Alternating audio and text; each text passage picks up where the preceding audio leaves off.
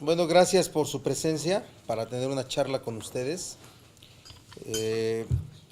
Hay temas hoy en la agenda, son de esos que cada día van a adquirir perfiles nuevos. Entonces, situarlos en este momento es importante. Uno, la acción penal que la FEPADE ejercitó en contra del exgobernador de Chihuahua y miembros de su gabinete sobre el desvío de aproximadamente 10,000 millones de pesos al Partido Revolucionario Institucional durante 6 años, no solamente a través de descuentos, sino de entregas materiales de dinero para actividades propias del partido político nacional PRI. Primero, lo que exigimos es el fincamiento de responsabilidades penales, no solo en contra del exgobernador y gente de su gabinete, sino de dirigentes partidarios del PRI, de Chihuahua y a nivel nacional. Sin duda que sí. Retamos a Enrique Ochoa a que siga hablando de honradez y que siga hablando en contra de otros partidos políticos, que salga y dé la cara y hable y explique, y que en todo caso se determine también la responsabilidad de Enrique Ochoa en estos actos por el tiempo que ha sido el dirigente nacional. Que se determine todo eso. Entonces, responsabilidades penales para el exgobernador, gente de su gabinete involucrada, gente del gabinete involucrada del gobierno de Chihuahua de César Duarte, pero también responsabilidad penal a los dirigentes partidarios del PRI en Chihuahua y a nivel nacional, por los 6 años en donde este partido estuvo recibiendo dinero. Pero también exigimos que el INE abra una investigación con el propósito de decretar la disolución del PRI como partido político. La disolución del PRI como partido político. En cualquier país del mundo, en cualquier sistema de partidos de cualquier país del mundo, un partido al que se le acredita esta condición tiene como sanción su disolución. Esta propuesta puede sonarles descabellada, descocada, pero es una propuesta normal en cualquier otro país del mundo. Aquí estamos acostumbrados a la anormalidad política, a que violar la ley y encontrar causas como esta, ahí quedan. Entonces nosotros el día de mañana vamos a presentar un punto de acuerdo también para exigir que se finquen responsabilidades penales en contra, repito, de César Duarte, de su gabinete. Por cierto, ¿dónde está mi superasesor Onel Ortiz para que me escuche? Qué bárbaros. Bueno, vamos a presentar un punto de acuerdo para exigir la responsabilidad penal de César Duarte, de su gabinete, y la responsabilidad penal de los dirigentes partidarios del PRI, que por 6 años fungieron como tal, y estatales y nacionales.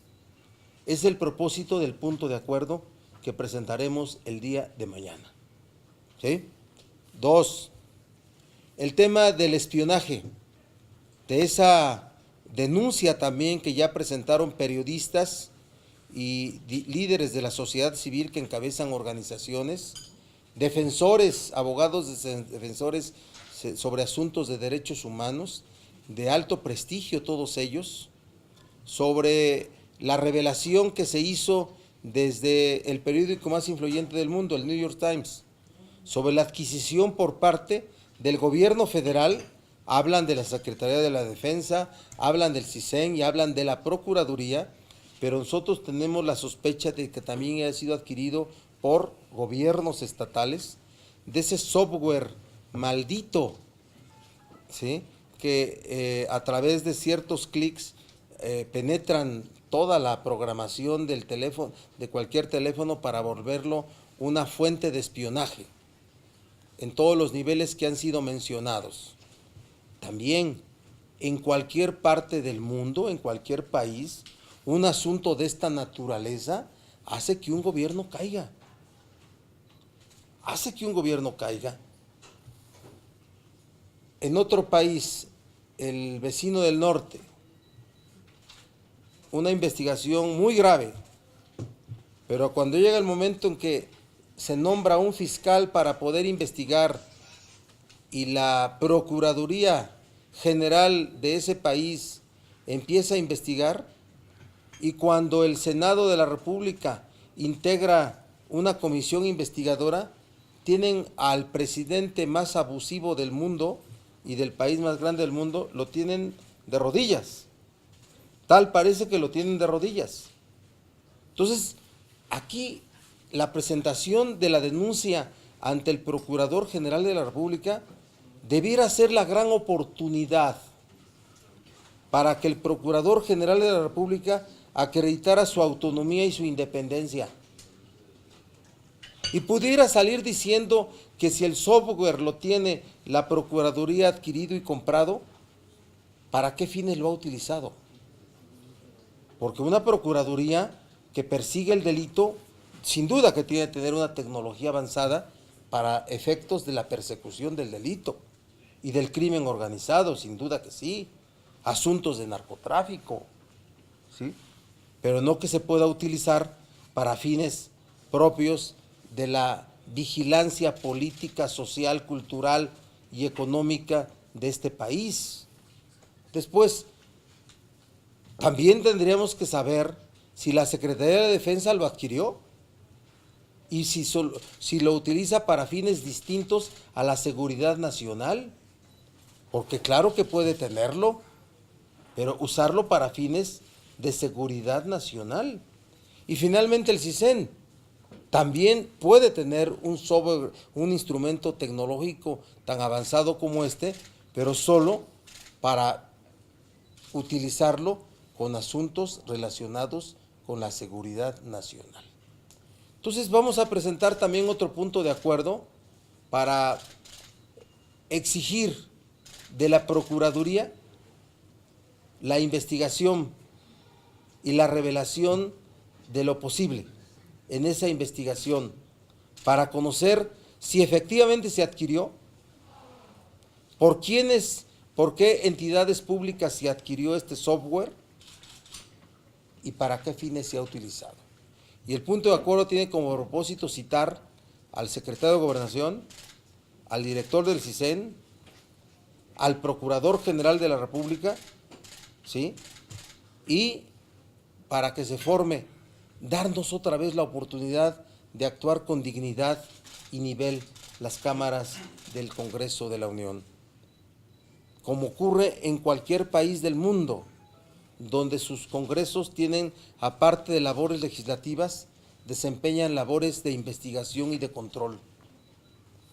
Otra vez la oportunidad de que las cámaras actúen con dignidad y se forme una comisión bicameral legislativa de ambas cámaras, es bicameral, para investigar este asunto del espionaje que desarrolla el Estado mexicano o el gobierno mexicano hacia su gente, hacia su sociedad, hacia periodistas, hacia abogados de derechos humanos, pero estoy seguro que la parte que más se utiliza es hacia la política.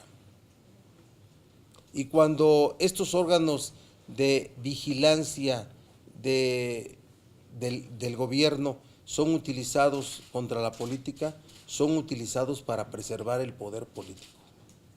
Entonces, Mañana seguramente habrá más información sobre estos asuntos y podremos tener una opinión, pero hoy anunciamos la presentación de esos 2 puntos de acuerdo. El tema de los 10,000 millones de Chihuahua al PRI, de recursos públicos de Chihuahua al PRI, con sus planteamientos claros, responsabilidades penales a los gobernantes de Chihuahua, empezando por su exgobernador, pero también a los dirigentes partidarios. Y la otra es el inicio de una investigación en el INE que tenga como propósitos la disolución del PRI como partido político. No es balandronada, no es un asunto de qué loca propuesta. Hay que asumirla con seriedad.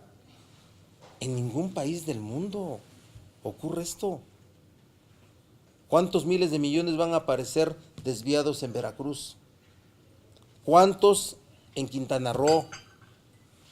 Porque la tradición del PRI de gastar recursos públicos forma parte de su ADN, desde su origen, así se mueve el PRI como partido político. Y sale Enrique Ochoa hablando de honradez. De verdad, qué nivel de cinismo tan alto. Entonces son los planteamientos que queremos hacer. Los senadores que me acompañan, si quieren hacer un planteamiento en relación a estos 2 temas o a otro tema, adelante. Adelante, Luis Humberto. Nada más quiero ya... Sí, a ver. Ahí se escucha. Si no, este es el azulito.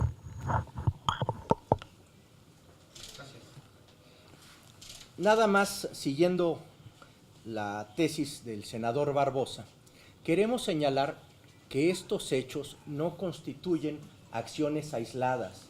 Estamos hablando de un riesgo muy importante para la estabilidad del país.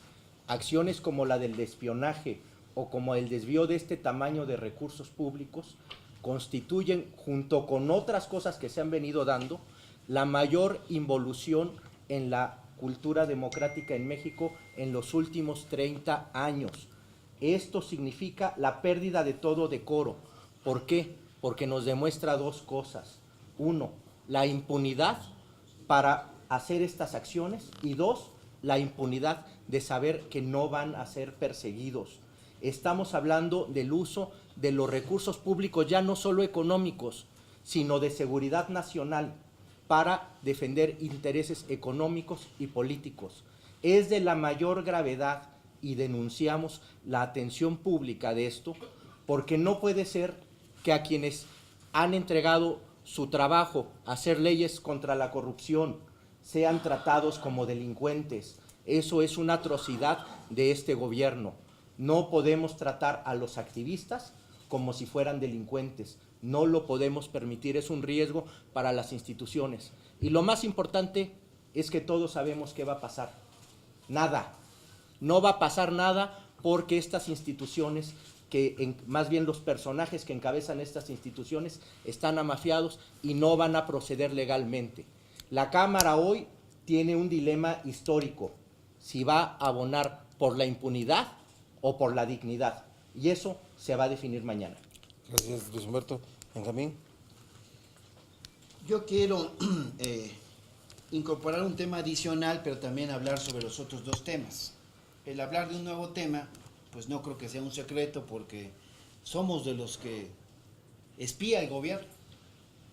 Ahora que he estado escuchando tanta información de cómo espían, pues empiezo a recordar que yo he recibido a lo largo de los últimos meses algunos mensajes atípicos que yo he buscado reflexionar cuando hablo al SAT a través de mi equipo y dicen: yo recibí este informe, y ellos dicen: no es nuestro. O muy similares mensajes. Creo que ya quienes nos espían sabemos que hoy también queremos incorporar a esta conferencia el tema que ayer se cumple 1 año de los sucesos de Nochixtlán. 8 personas que fallecieron y que no hay ninguna respuesta por parte del gobierno federal, de las instancias correspondientes en el Estado. Es decir, que en este país puede haber acontecimientos tan graves que parece que no le mueve el corazón al presidente ni al secretario de Gobernación, nada ni nadie. Ayer marchaban 10,000 maestras, maestros oaxaqueños exigiendo justicia y pareciera que nadie hace eco a la gravedad de que 8 personas fallecieron y no hay una respuesta. A mí me parece que este es un tema en el que tenemos que alzar la voz y este servidor de ustedes, y esperaré contar con el apoyo de mis compañeros senadores, alcemos la voz porque en otros países, como lo decía aquí el senador Barbosa, un acontecimiento similar hubiese implicado desde el año pasado que se dieron los acontecimientos, que fulminantemente tuviera que pedir licencia y ser sometido a juicio el exgobernador de Oaxaca, el actual secretario de gobierno, las instancias policíacas que intervinieron, porque ahora se sabe que un uso excesivo de la fuerza fue lo que provocó este grave desenlace y hoy cumplimos un año de que aconteció. No podemos quedarnos solamente con un pronunciamiento de esta naturaleza, ni esperaremos que vuelva a transcurrir otro año para volver a recordarlo. Nosotros estamos exigiendo justicia y por supuesto, pues que se presenten, pero no a tapar el sol con un dedo, sino a denunciar y a procesar a los responsables intelectuales, no solamente a los que abusaron del uso de la fuerza, reitero, uso excesivo de la fuerza, sino a los que maquinaron este ataque en contra de la población, que ya ha sido reconocido públicamente. Hubo sesiones aquí en la Comisión Permanente hace un año, hubo reuniones en la Cámara de Senadores y en la de Diputados, y aún las 8 personas que fueron victimizadas siguen sin que el asunto sea resuelto. El tema que plantea el senador Barbosa sobre la acción penal, el desvío de estos 10,000 millones de pesos, es de actualidad y por supuesto que nosotros respaldamos el punto de acuerdo que se está presentando para la discusión mañana, porque estamos pues ya en la ruta del 2018. Entonces ya está demostrado que sí utiliza el PRI, el gobierno, el dinero del erario público para financiar candidatos, para financiar sus campañas políticas. Y querer tapar con el sol con un dedo o hacerle al avestruz y esconder la cabeza en estos temas, pues nosotros no podemos permitirlo. Desde hace unas cuantas semanas, días, denunciábamos el uso excesivo del dinero público en la elección del Estado de México, como de otras entidades, pero hoy aquí, ya con documentos que están circulando en las redes sociales, se demuestra cómo el ex gobernador de Chihuahua utilizó ese recurso público. Por eso tenemos que exigirlo. Y por supuesto que nos sumamos a la demanda de los defensores de derechos humanos, de periodistas que han sido sometidos a esta violencia del espionaje, del cual creo que muchos no nos escapamos. Qué timorata respuesta, si es que se le puede decir eso, respuesta la del gobierno federal. Aquí estoy seguro que las legisladoras, legisladores de la Comisión Permanente, no solamente habremos de debatir mañana este tema, sino encontrar una respuesta clara para terminar en seco con esta actitud que es un secreto a voces. Aquí sabemos que todos nos espían, lo hemos sabido siempre, pero las pruebas que empiezan a circular, que no han sido desmentidas por el gobierno, solamente hubo una salida de un funcionario de tercera ahí. Nosotros tenemos que exigirle al gobierno respuestas claras y por eso nos solidarizamos con los planteamientos que presenta aquí nuestro compañero el senador Miguel Barbosa. Soy Robledo. Sí, simplemente, Ponle ahí. gracias. Simplemente mencionar El amarillo, por favor. el amarillo y el del Gracias. ¿Quieren otra cosita? Cafecito. Es que aquí ya. Bueno. Simplemente mencionar que resulta sin duda preocupante en el caso del espionaje a periodistas, activistas, que se está documentando. Primero, como ya lo saben, no es la primera ocasión que hay pruebas de ello. Ya en 2016 había surgido otro grupo de otros activistas en otro tema, particularmente el del impuesto al refresco, Alejandro Calvillo, José Encarnación, que habían sido sujetos al mismo procedimiento de espionaje. Y sí señalar que también aquí habría que esperar una respuesta del gobierno mexicano en el siguiente sentido. Y lo hemos discutido aquí en diversas ocasiones, incluso cuando vino la ex canciller a la comparecencia por la glosa del informe. ¿En qué momento nuestro país empezó a sentirse tan a gusto y tan cómodo en ese grupo de países que utilizan este tipo de herramientas? Un dato que reveló ayer la investigación tiene que ver con que gran parte de la infraestructura que usa NSO a través de Pegasus para México la comparte con los Emiratos Árabes Unidos, con Uzbekistán, con Kenia, con Mozambique, con democracias que poco tienen que presumir respecto a la protección de derechos humanos. Y cuando les digo democracias, algunas de ellas, estoy siendo verdaderamente generoso. Los países que utilizan este tipo de herramientas, este software, malware, como se le llama, son todos países destacadísimos en la violación a los derechos humanos, destacados en la censura y en la anulación completa de la libertad de expresión. En ese grupo de países queremos estar realmente, hay que revisarlo. No hay entre todos ellos, quizás salvo una o dos excepciones, naciones que puedan destacarse por su calidad democrática. Y ahí es donde México y nuestro gobierno pareciera estar muy cómodo con ese club de tiranos. Eso me parece muy preocupante. Sin duda, hablamos aquí los espiados, lo sabemos, no es algo nuevo, pero si un debate se dio de enorme profundidad cuando fueron las leyes secundarias de la reforma en materia de telecomunicaciones y radiodifusión, fue justamente esto. Y habíamos llegado a un punto en donde la intervención de comunicaciones, con la protección que tiene desde la Constitución, se utilizara específicamente para el combate al crimen organizado y la seguridad nacional.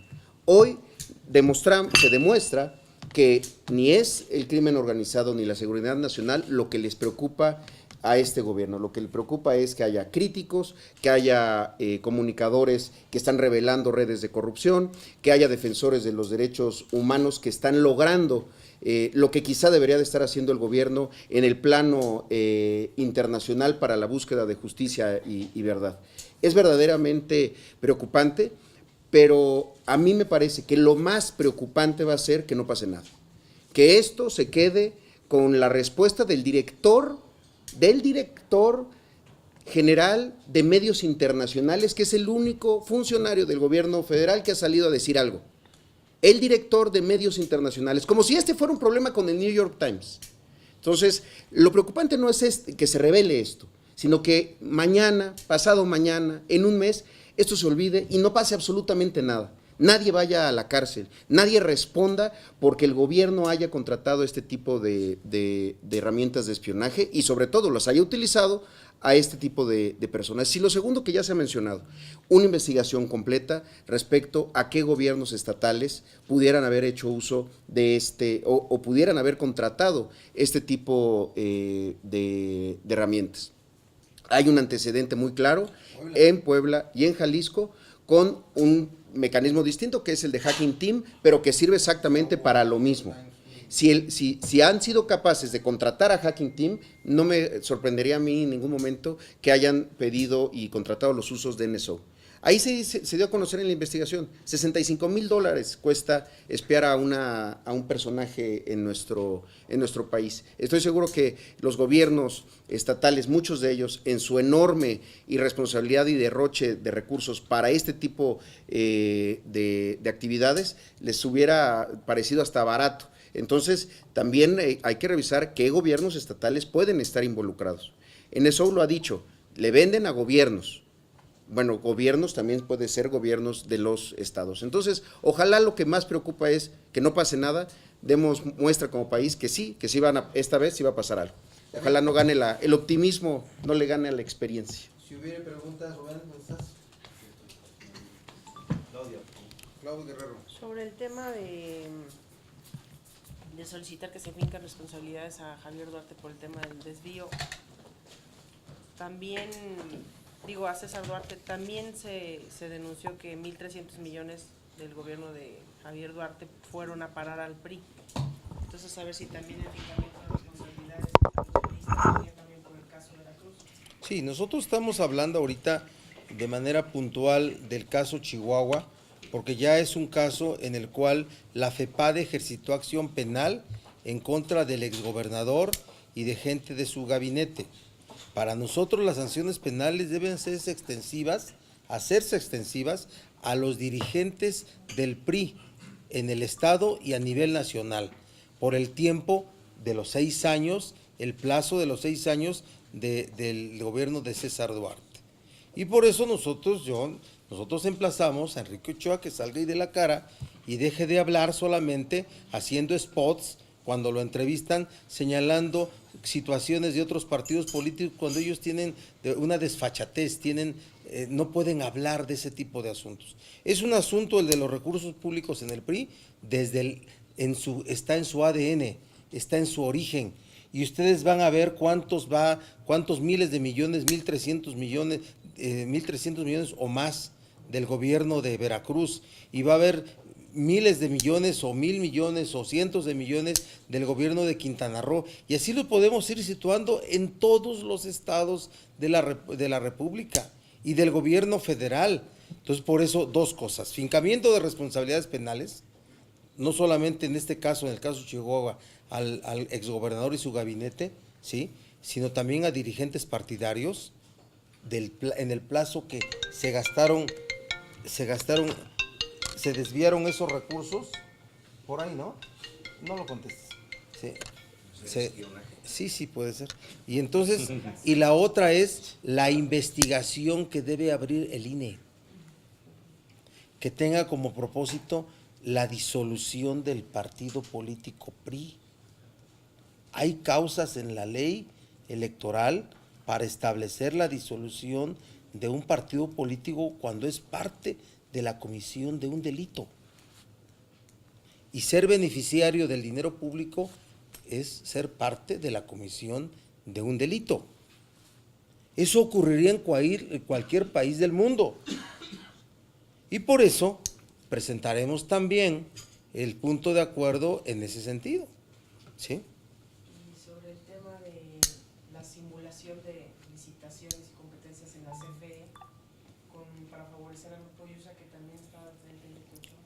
Así es, son cosas que de verdad lamentamos nosotros, reprochamos, exigimos su esclarecimiento y que siga hablando Enrique Ochoa de limpieza, que siga hablando de limpieza después de estos señalamientos. Así es que de verdad la vida pública en el país debe ser revisada, debe ser revisada. Y por eso, no queremos vincular esto a un tema electoral y de proyección al 2018, pero sin duda que en México, si no hay un cambio verdadero, no habrá modificación a este tipo de prácticas, que son la constante en la vida pública en nuestro país. Yo también quisiera preguntar insistir en el tema de periodistas. Cuando vino Campa la semana pasada, él dijo que se monitoreaba a periodistas y que el 40% de las agresiones proviene de agentes del Estado. Él tendría que salir a explicar de qué estaba hablando y si efectivamente hay un deslinde, si tienen pruebas de que ellos no son. Bueno, nosotros exigimos del gobierno y de las secretarías, los encargados de despacho, que son secretarías de despacho, titulares de despacho, ese es el nombre correcto, exigimos una verdadera aclaración de estas circunstancias.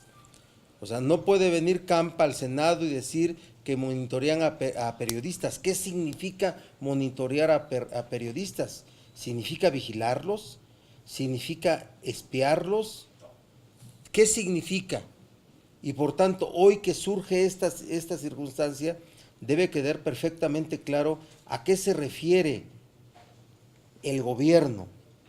No solo Campa, el gobierno. Porque no se puede hablar de Campa sin hablar de Osorio. Y no se puede hablar de Osorio sin hablar de Peña Nieto. ¿A qué se refiere el gobierno con el monitoreo de periodistas? ¿Sí? Ahora resulta que ya no solamente los políticos, sino los periodistas son objetos de espionaje.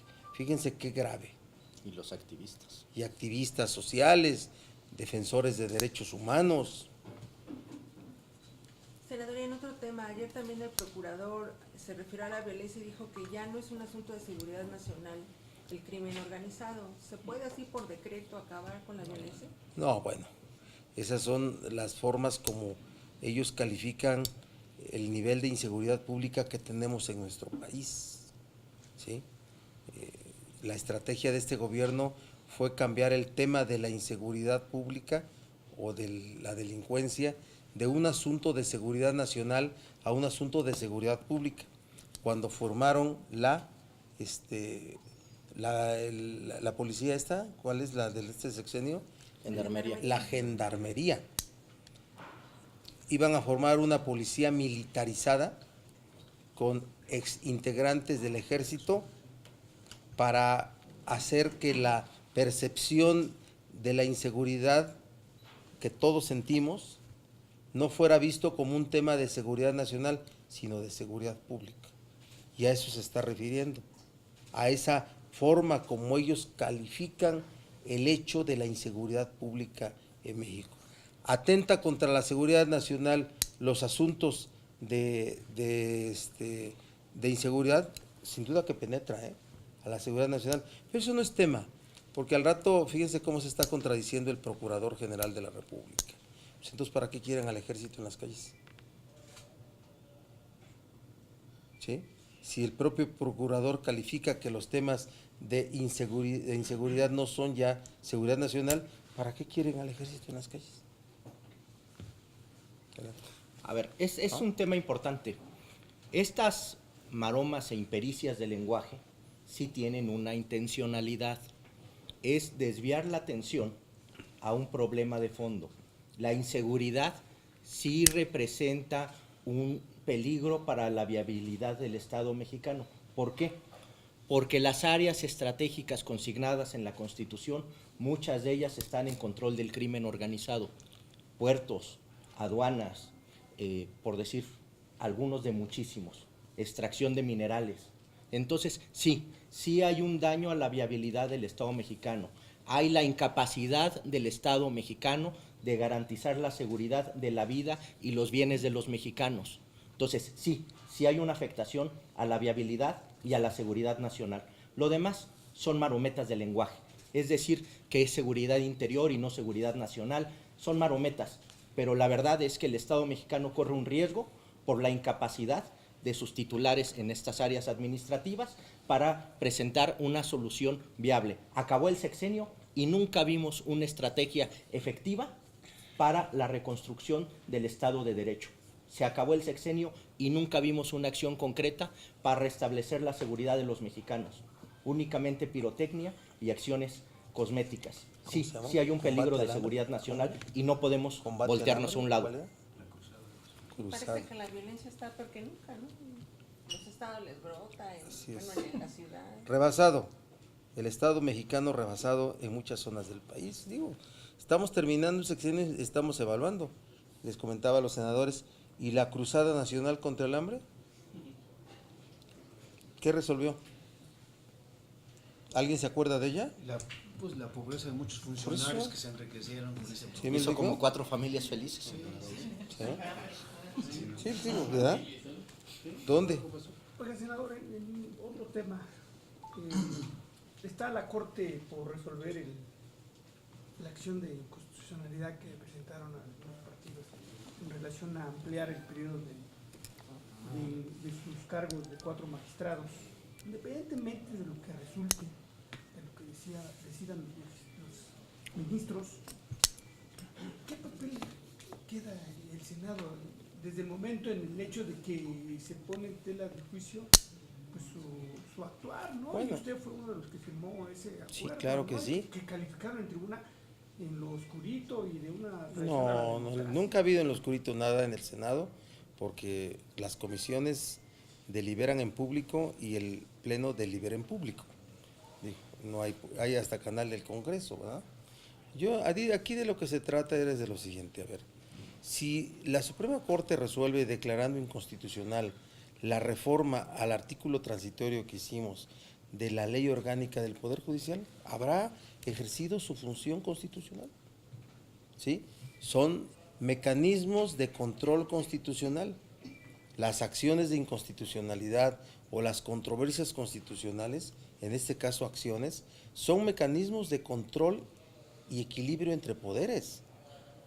Habrán desempeñado su función, habrán declarado la interpretación correcta de la Constitución frente a una reforma.